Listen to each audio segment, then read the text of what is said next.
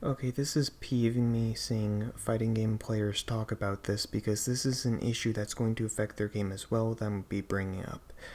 No, this is not any hate towards the fighting game community like usual from me. This is bringing up actual legit criticism as of why the FPS esports scene to League of Legends failed. Both systems had it where injection of cash by megacorps. You have it where it's not organic growth. The reason why that fighting games have not been dying is because it was built by the community and for the community. If many of the cultural aspects of the said fighting game community were killed, you would see an uproar, you would see fans leave. With FPS games, you have it where many of the originals, many of the small community tournaments just being uprooted. You have it where the fan stuff being attacked, where any of the fan cultural stuff of like, oh, I'm going to teabag my teammate being punished. You have many of the ritualistic aspects about it just being hurt. And I believe that fighting games can go down the same path, where the corpo America take over. And no, this is not to bash capitalism because any company, any megacorp I'm talking about. It's the fact of the matter is, it will happen every game. No game is immortal. And now, yes, Overwatch 2 is just Overwatch but with less people. I'm not going to get into that whole diatribe about that game and why it failed. But the long and the short of it is, you can't just inject cash and make a league, make an esport. You need organic growth. What did Halo Infinite try to do? It tried to bring on competitive shooter players. It doesn't work. Competitive shooter players, even from the TF2 scene, have had ridiculously bad takes. Competitive players don't know what makes a fun game. They know what makes a competitive game. But what is competitive isn't fun.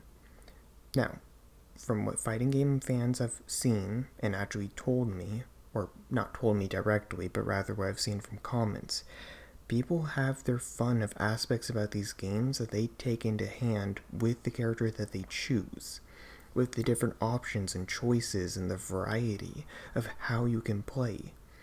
With FPS games, you have it where many of the guns just feel the same now, not a lot of innovation, a lot of stagnation in the genre. Having it where just watching the gameplay does feel stale and boring. It does feel too safe. It feels like it was meant to be a not fighting game, meant to be a competitive game.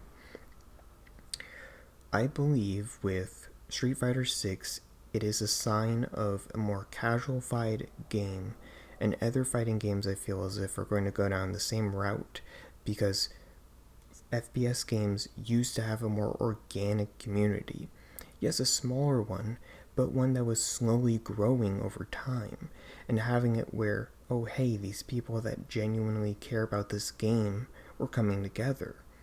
But then you had it where people like Microsoft and other such people saw, hey, we could make money off of this potentially, and try to take the venture capitalist route of just throw money at the problem until you eventually make it big. It just doesn't work. Investors want not just twice on their investment back, they want 10 times on their investment. Which is true.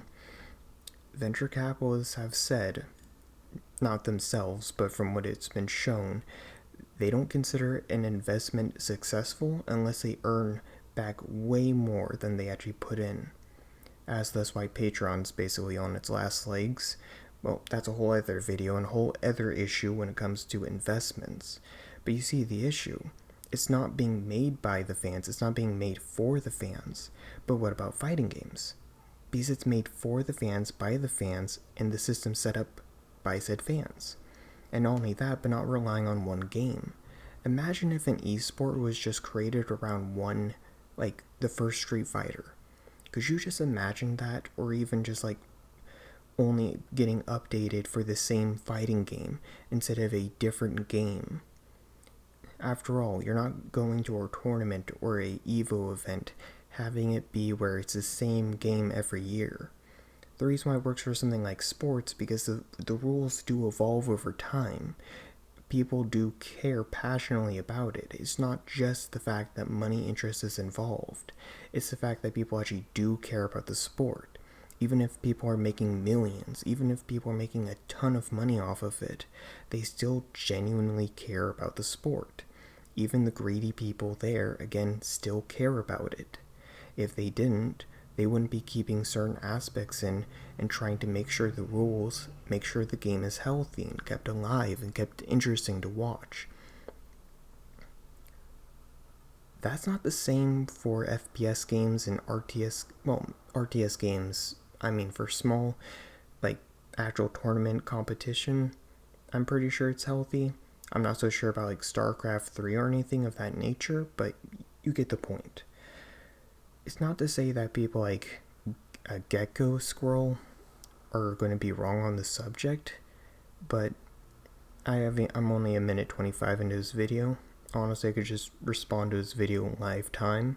There are a bunch of things that he just doesn't have the context for the reasons why that FPS games and other genre of games have failed. There's so many bugs and issues with League of Legends. The whole other thing to tackle that video alone. Yeah, I only made this video because of Gecko Squirrel, to explain the many various issues and what it boils down to.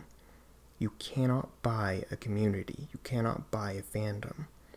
You cannot build it like that. You have to build it one brick at a time. And even I understand that with trying to build my own fandom and my own community and understanding what I'm doing wrong. Which, yeah, that's a given. Well, see ya, I guess.